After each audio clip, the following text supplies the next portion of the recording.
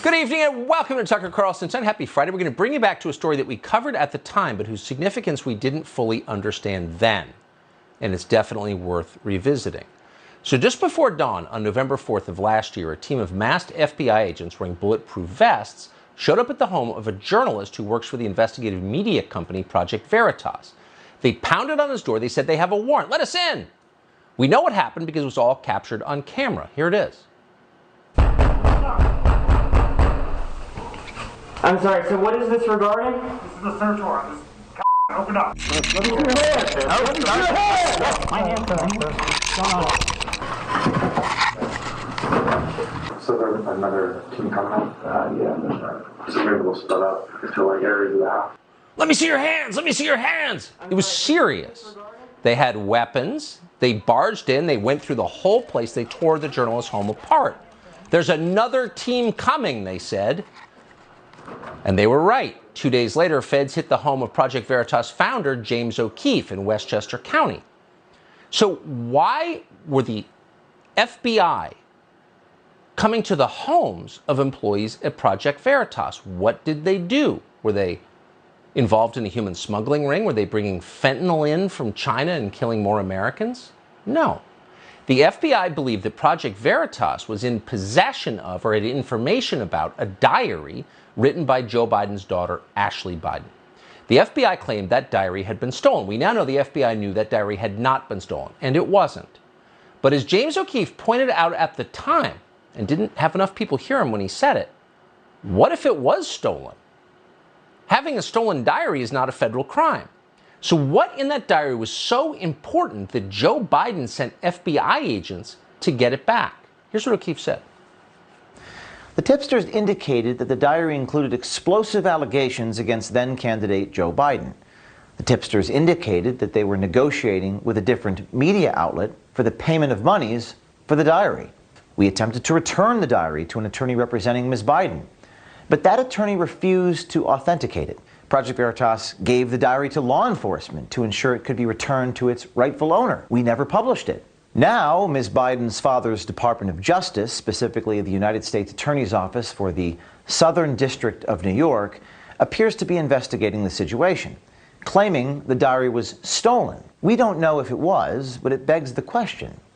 In what world is the alleged theft of a diary investigated by the president's FBI and his Department of Justice a diary?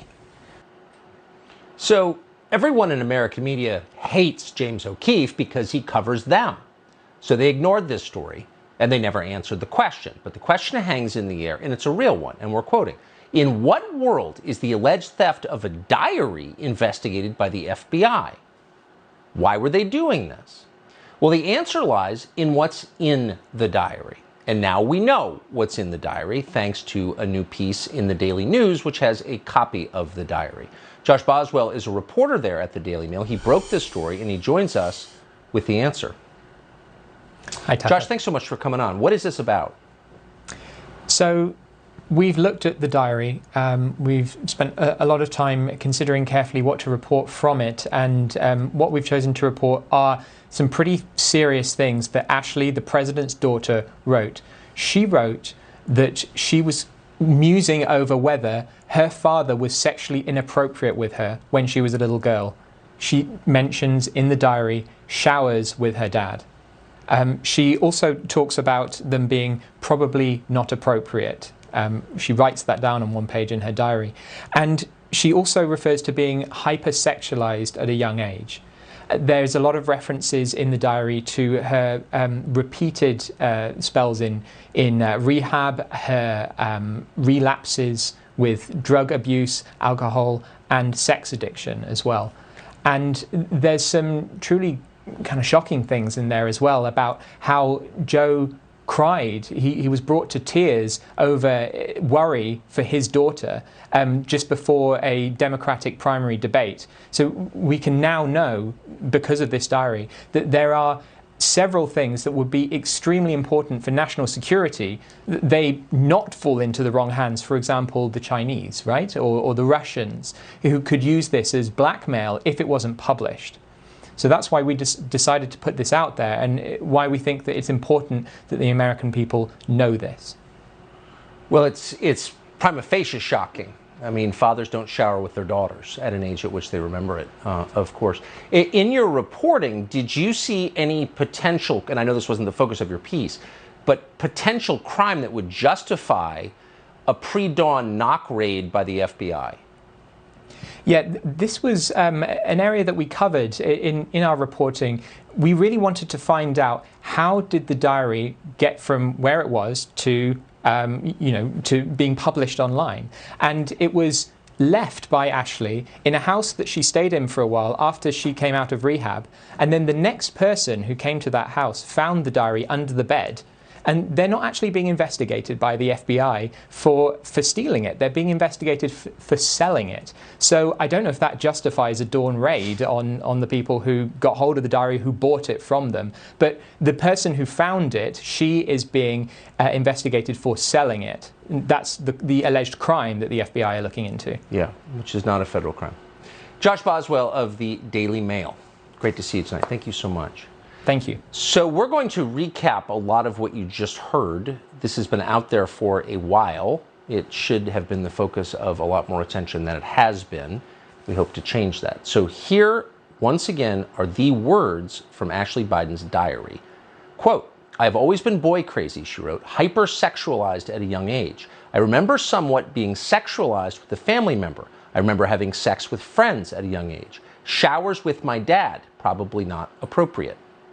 So Ashley Biden wrote this in the context of her struggle with sexual compulsiveness in later life. And she attributes those compulsions to the fact that her father took showers with her in a way that was, quote, "not appropriate."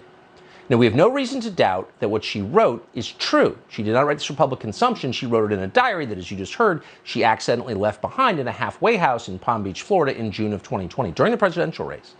The woman who took the room that she left, a single mother, found that diary under the bed. Now, if you are the father of daughters, ask yourself, is there any explanation for that behavior that is justifiable? And there's not. It's sick and it's horrifying. Now, Ashley Biden doesn't say how old she was at the time she showered with her father, but obviously she was old enough to remember doing it. And by the way, little kids don't take showers, they take baths. Inappropriate showering with your own daughter? If that's not child molestation, it is definitely close enough to justify a police visit. But the police have not visited Joe Biden. They're not investigating this. Instead, the FBI is breaking into the homes of journalists who brought it to public attention. And now, according to the Daily Mail, again, you just heard this, the feds are investigating a woman called Amy Harris, who had the misfortune of finding the diary. To be clear, none of these people committed crimes, certainly not federal crimes, and yet they are being harassed and tormented by federal law enforcement because they embarrassed Joe Biden and spilled very dark secrets to the world. And the effect is to intimidate everybody else in the media out of covering it. And that's why you're not seeing media coverage about this anywhere. So there are two big points to take away from this. The first is Joe Biden should not be running this country. No one who has run his own family in this way should be in charge of anybody else. His behavior as a father is truly dark, even by modern standards. Biden should explain immediately why he inappropriately showered with his own daughter. He should be asked that at his next press availability. His chief of staff, Ron Klain, who runs the country, should be asked, you work for a man who showered with his own daughter and by her own account distorted the rest of her life because he did. How do you feel about that? And at that point, Joe Biden should resign. And at the very least, spend the rest of his life trying to repair his own children who need it badly. And the second point to make is that Biden is using the FBI as his personal secret police, dispatching them forward to crush and intimidate and prosecute people who get in his way or his family's way. Maybe that's not surprising from a guy who spent his entire life living off taxpayers. He believes he owns the Department of Justice, but he doesn't. And the fact he's behaving as if he does is scary as hell. We cannot let the FBI become enforcers for politicians and their families. If we allow that, it's the end of everything.